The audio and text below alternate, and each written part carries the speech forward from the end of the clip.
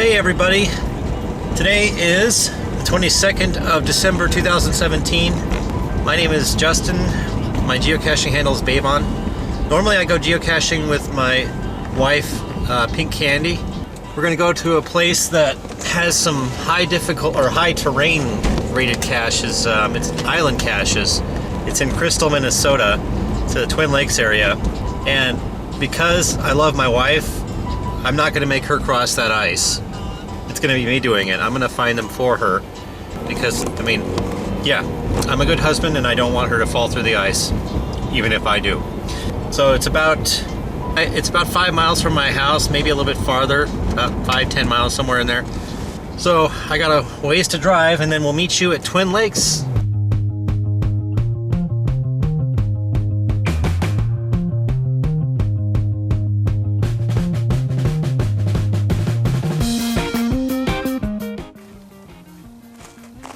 Well, we're at the lake.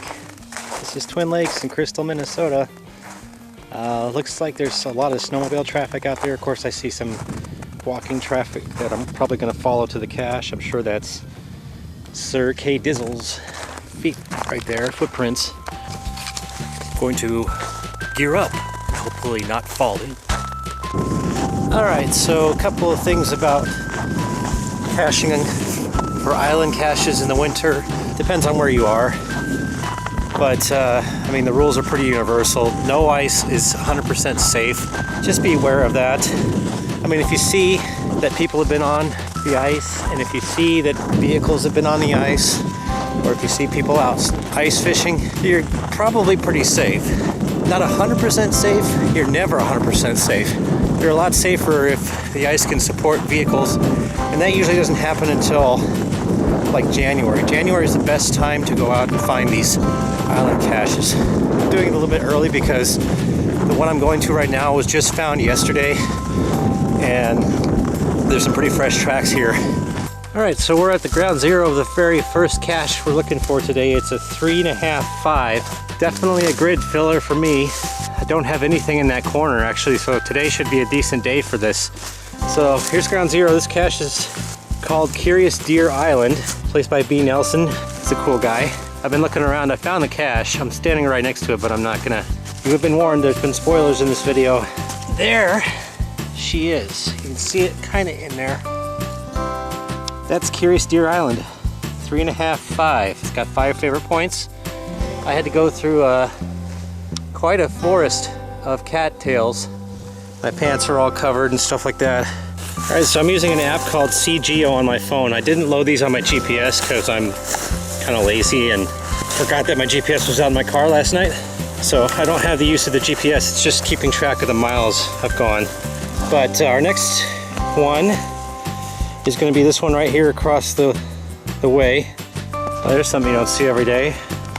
It's the middle of the ice here in this lake, and here's a poached deer or something. I don't know if it's poached or not, it's probably just a predator got it. Poor thing. So this is Mother Nature. You can see all the tracks around here from birds and stuff that have been pecking at it, and I see a lot of little paws, like what looks like fox tracks.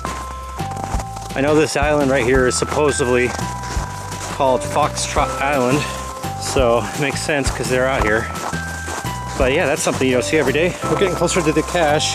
Da, da, da, da, da. Man, this one was almost a DNF. We're on the island here looking for this cache. There's so many cool beacons. You could tell the tracks down here. I've been walking all over the place. And then I bump across the damn cache right there. Ah! Alright, our next goal is Foxtrot Island, which is on the north side of this island. I ran across the family that's walking across here. They seem to know what geocaching was. Alright, so that family is gone. They went back towards the other way because I think I creeped them out. I'm just a geocacher, man.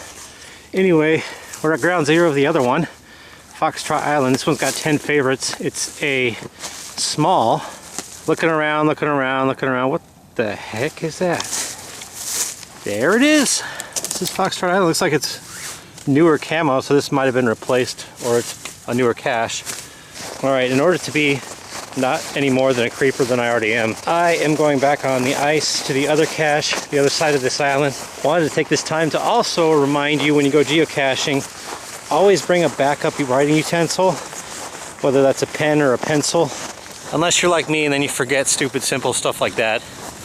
Alright, our next victim that completes the ensemble on this island is just another magnetic bison. We're 160 feet to this cache, and I can see the beacon coming around this bend here already. Hey, hey, hey, hey, hey. Hey, hey, hey, hey, hey. There she is. One more to go, and we're done. Alright, the log has been signed, and I'm heading out to the next one. This is the final find of the day here on this lake anyway. I might stick around this area and find some easy ones. You can hear the plane spinning up at Crystal Airport. Alright, so this is one of those hides that can be really hard or really easy, and it's really easy, for me anyway. But for like a new cacher, you might not see this right off the bat, but I saw it walking up. Here's the main beacon. Let's see if you can see it. You should be able to see it in this shot. Right there. We are 6 for 6 on this lake. It's been a fun afternoon. I'm gonna sign the log and we're gonna head back to the vehicle. All right, before we head back home, just wanted to show you guys one more cache. We're here in Robbinsdale. I believe it's Robbinsdale. Crystal, one of the two. We're at a brewery company, Surly Brewing Company. And there's a cache somewhere on this thing. Now, it's a 1.5, so it's not very hard. I guess this has something to do with brewing. Somebody else knows who this is, what this is. But you come around here, I've already found it by the way. Come around here, and you start feeling around, and then there you be. That's it.